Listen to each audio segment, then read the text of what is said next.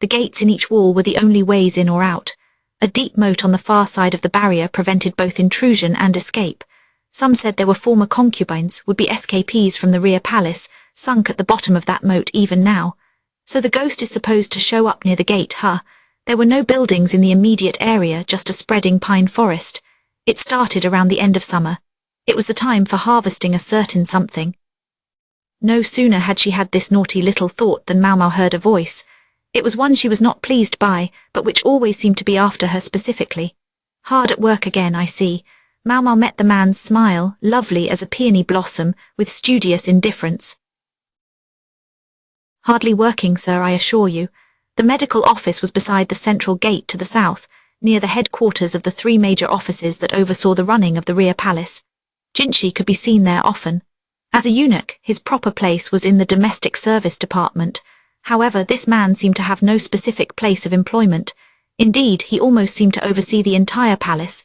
It was almost as if he was over the head of the matron of the serving women. It was always possible he was the current emperor's guardian, but considering Jinchi looked to be about 20 years old, it was hard to imagine. Perhaps he was the son of the emperor or someone of similar status, but why would he become a eunuch? He seemed very close with consort Gyokyu. Maybe he was her guardian or perhaps the emperor's lover. The relationship between the emperor and Gyokyu always appeared normal when His Majesty visited. However, things were not always as they seemed. Maomao grew tired of considering all the possibilities. She decided on this last one because it seemed easiest.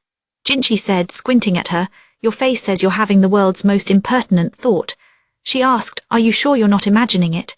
She bowed to him and then ducked into the medical office. There, the doctor with the loach moustache was industriously pulverizing something in a mortar. Maomao realized this wasn't about creating a medical concoction. It was simply a way for him to pass the time. Otherwise, why would he need her to give him any medicine she made? The doctor didn't seem to know even the most basic medicinal recipes or techniques. The medical staff was perpetually shorthanded, as one might expect in the rear palace. Women were not allowed to become doctors. Many men wanted to be doctors, but few also wanted to become eunuchs. At first, the old quack treated Maomao like a distracting little girl. His attitude softened when he saw the medicines she made. Now he would put out tea and snacks and gladly share any ingredients she needed. She was grateful for this, but she did question what it said about him as a physician. Confidentiality seemed to be of little concern to him. She wondered if this was remotely all right. Maomao considered the thought, but she did not say anything. The current arrangement was very convenient for her. "Would you be so kind as to check the medicine I have made?" "Ah, hello, young lady. Of course, just hold on a moment." He brought out snacks and some tea. There were no sweet buns today, only rice crackers. That was fine with Maomao, as she preferred a hotter flavor. It seemed the doctor had kindly remembered her preferences. She had continually felt he was trying to win her favor, but it did not bother her. He might have been a quack, but he was a decent person. "Surely there's enough for me too," a honeyed voice said from behind her. She didn't have to turn around. She could practically feel his effulgence in the air. You must know by now who it was, Jinchi in the flesh. The doctor, with a mixture of surprise and excitement, promptly changed the crackers and Zaka old tea with flavorings for more desirable white tea and mooncakes. "My rice crackers." The beaming smile seated itself beside Maomao. Because of their different social standings, they likely would not have been sitting together. And yet here they were. It might have seemed like a generous gesture, but Maomao sensed something else in it. She felt it was pointed and forceful. "I apologize for the trouble, doctor. Could you go to the back and get these for me?"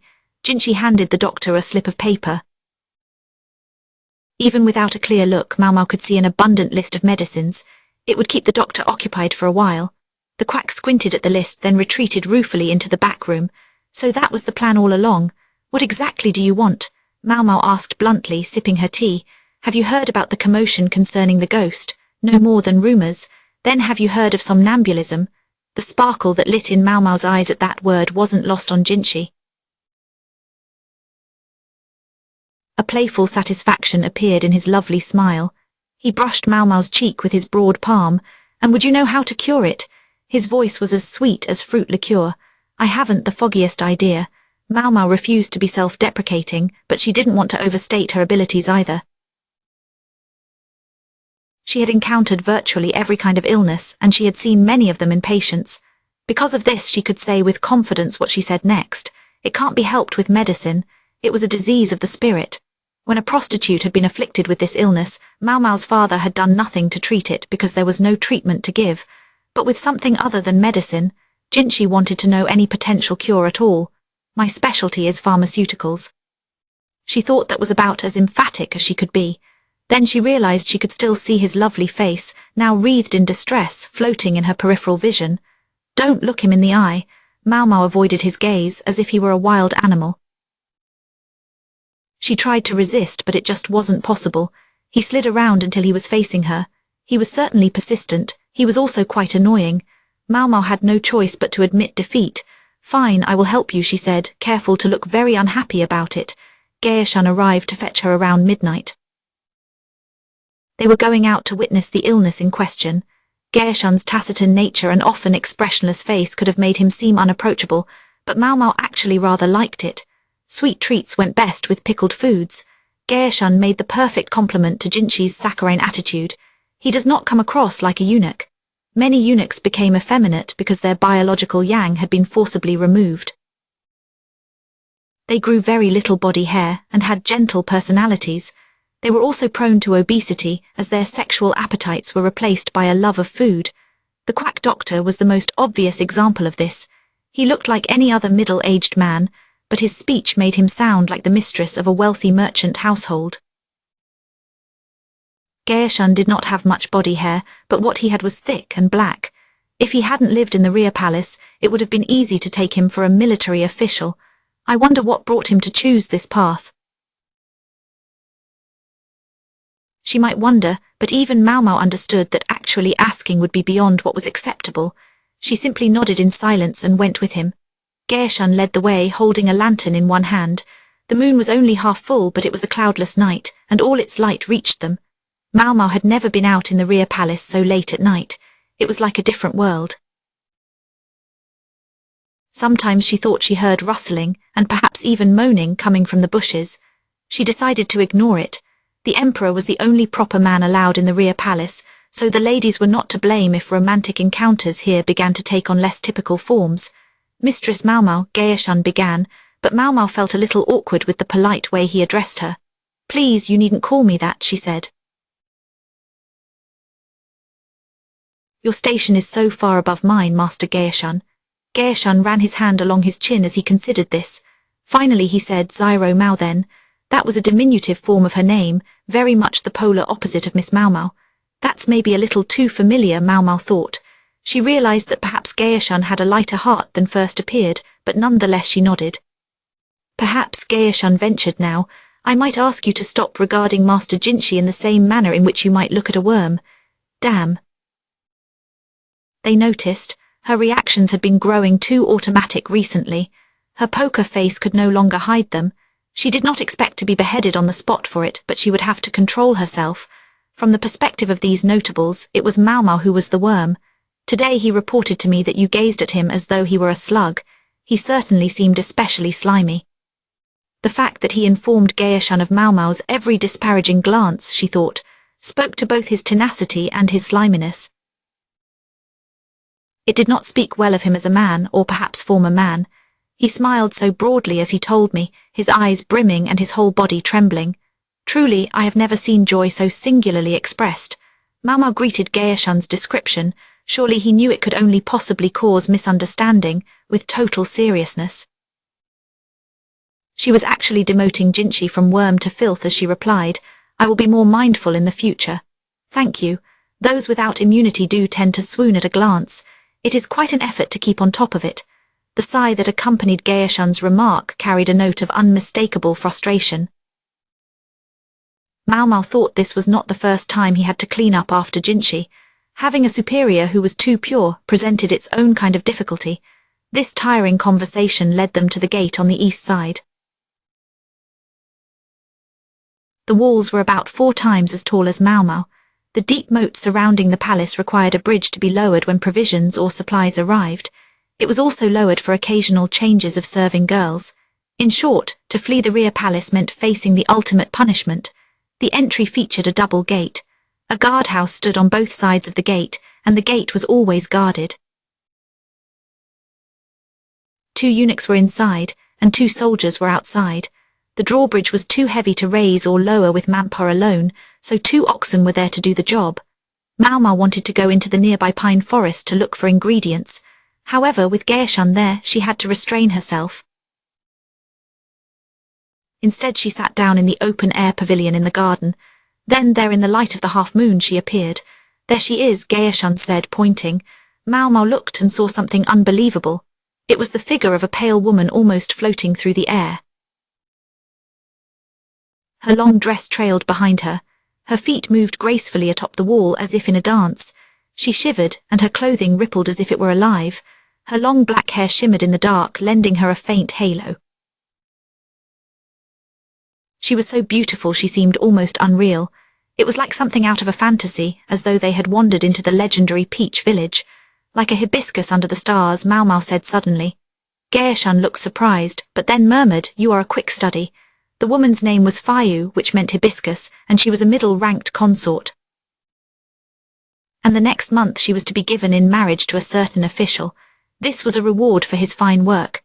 Chapter 11, The Unsettling Matter of the Spirit, Part 2. Somnambulism was a most mysterious condition. It caused one to move around as though awake, even when one was asleep. The cause might be a disturbance within the heart, something no medicine could cure. There was no medicine to soothe a troubled spirit. Maomao knew of a courtesan who had suffered from this condition. She was known for her sunny disposition and her talent as a singer.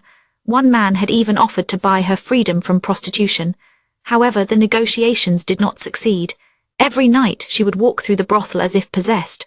Ugly rumors soon began to follow her. When the madam tried to restrain her one night to stop her from walking around, the woman scratched her so badly she bled. The next day the other women confronted her about her behavior. But the courtesan said cheerfully, "My goodness, ladies, what are you talking about?" The woman remembered nothing, but her bare feet were covered with mud and scratches.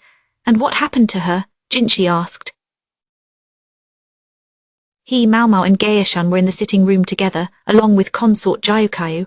Hongyang was looking after the little princess. "Nothing," Maomao said curtly. Her wandering around ended when the discussions of her emancipation were finished. "Did the discussions upset her then?" Jayukayu asked, looking puzzled. Maomao nodded. "It seems likely. The suitor led a large business. He was a man with a wife and children, and even grandchildren. The woman's contract had another year remaining anyway. Perhaps she preferred working for another year to being married to a man she had no interest in. In the end, the woman completed the remainder of her contract with no further offers to buy her out. Exceptional emotional agitation commonly results in wandering like this, so we tried to give her perfumes and medicines that might help calm her down. They relaxed her a little, but did not do much more. Maomao had always been the one to mix the concoctions, not her father. Jinchi said with more than a touch of boredom. "And that is really all there is to that story. That is all." Maomao struggled not to sneer at Jinchi's languid look. Gaoshan sat beside him, silently encouraging her in this effort. "If that is all you need, I must get back to work," Maomao said. Then she bowed and left the room. Let us turn back the clock a bit. The day after she had witnessed the spirit, Maomao went to see her favorite chatterbox, Xiaorolan. Xiaorolan was forever trying to pry information about Jayukayu out of Maomao. So this time, Maomao fed her some innocuous tidbits in exchange for what she knew about the ghost. The trouble had begun about 2 weeks before. The spirit was first spotted in the northern quarter. Soon after, it began to be seen in the eastern quarter, appearing every night. The guards were frightened by the entire situation, but they did nothing about it. But the situation did not seem to be causing any harm, so no one punished them for their inaction. It appeared that the deep moat, the high walls, and the overall impenetrability of the rear palace had left the guards susceptible to such fears. Worthless for security. Next, Maomao went to see the quack. He told her something new about Princess Fayu. The princess had been unwell lately. She was the third princess of a very small vassal state. It was so small it could have been flicked away with a finger. Though she was given the title princess, she was really little more than a highly ranked concubine. She had a building in the northern quarter. She enjoyed dancing, but she was nervous and high-strung. She had once made a mistake while dancing for His Majesty. The other consorts who were in attendance had laughed at her. Since then, she had refused to come out of her room. A sensitive soul, one might say. Princess Fayu had no particularly noticeable qualities except for her dancing. It was said that in the 2 years since she arrived at the Rhea Palace, His Majesty had not spent a single night with her. Now she would be given in marriage to a military official. He was an old friend of hers, and people hoped she might be happy. Father always said not to say anything based on assumptions, Maomao thought, and so she resolved not to speak based on assumptions. The princess was pale and demure, and she was blushing as she passed through the central gate. She was not strikingly beautiful, but her obvious happiness drew admiring cries from those watching. Everyone turned their expectant gaze toward the gate. If someone was to be given in marriage, this was perfect. This is how it should be. Surely you can at least tell me, Consort Jyokayu said, smiling brightly. She was already the mother of a little girl, but she was not quite 20 years old. Her smile had a playful quality. What should I do, Maomao thought. Consort Jyokayu had fixed her with a strong stare and wasn't letting up. Finally, Maomao gave in. If you understand that what I am going to say is ultimately just speculation, she said with a sigh, and if you promise not to get angry, of course I won't get angry. I was the one who asked, HRRRM. It looked like she had no choice but to talk. Maomao braced herself, and you won't tell anyone else. My lips are sealed. Jyokayu sounded almost flippant, but Maomao decided to trust her. Then she told the consort the story of the sleepwalking courtesan. It wasn't the one she had told Jinshi and the rest the day before. This was a different story. Just like the other courtesan, the condition had first appeared when a suitor proposed to buy her out of her contract. The negotiations failed. This was similar to the other story. However, this woman continued to sleepwalk. The perfumes and medicines that had helped the first courtesan offered her no relief at all. Then someone else offered to buy the woman out of her contract. The madam said she could not foist a sick person off in that way, but the suitor insisted they were still interested. And so the agreement was sealed at half the price in silver of the first man's offer. We learned later that it had been a con all along. A con. The first man who had come with an offer was a friend of the second. Knowing that the woman would feign illness, he then broke off the negotiations. Then his friend intervened and acquired her for half the price. This courtesan still had a considerable amount of time remaining on her contract, and the silver the man paid was not sufficient to cover it. And you suggest these women and Princess Fayu share something in common? The military official, his old friend, may have been from the same vassal state, but he was not truly of high enough social standing to seek to marry a princess. He had hoped to perform enough valorous deeds so that he might one day ask for her hand. Politics intervened, and Fayu found herself in the Rhea Palace. She still longed for her official. The princess deliberately botched her otherwise accomplished dancing to ensure she would not draw the emperor's attention. Then she closed herself in her room until she seemed little more than a shadow in the palace. As she had intended, she remained pure after 2 years as the emperor had never visited her. The military official had performed his valorous deeds, and now that he was to receive Princess Fayu in marriage, she began to show these mysterious wanderings. She was trying to ensure His Majesty would have no cause to second-guess sending her away. She wanted to give him no reason to suddenly make her his bedfellow. There are, after all, some unscrupulous men of power who cannot stand to see a woman go to someone else, even a woman they never valued. If His Majesty were to take Princess Fayu into his bedchamber, she could not be married off until later. Fayu herself was fastidious about her chastity, and would be unable to face her childhood friend after spending the night with the emperor. Perhaps her dancing by the eastern gate was also a prayer for her friend's safety on his expeditions. Again, I have to stress that this is just speculation, Maomao said calmly. Well, You are not wrong regarding His Majesty. The Emperor is quite capable of becoming interested in someone his subordinates clearly value. He visited Jyokayu every few days. Some nights he did not visit because he needed to attend to official business. But not all of them felt that way. One of His Majesty's duties was to produce as many children as possible. I suppose it would make me a terrible person to say I felt jealous of Princess Fayu. Maomao shook her head. I don't think so. She was more or less convinced that she had things figured out correctly, but she felt no special impulse to tell Jinshi. All the women involved would be happier that way. His ignorance was their bliss. She wanted her smile to stay as soft and innocent as it was. It seemed everything had been resolved, but in fact one mystery still remained. How did she get all the way up there? Maomao asked, gazing up at a wall 4 times as tall as she was.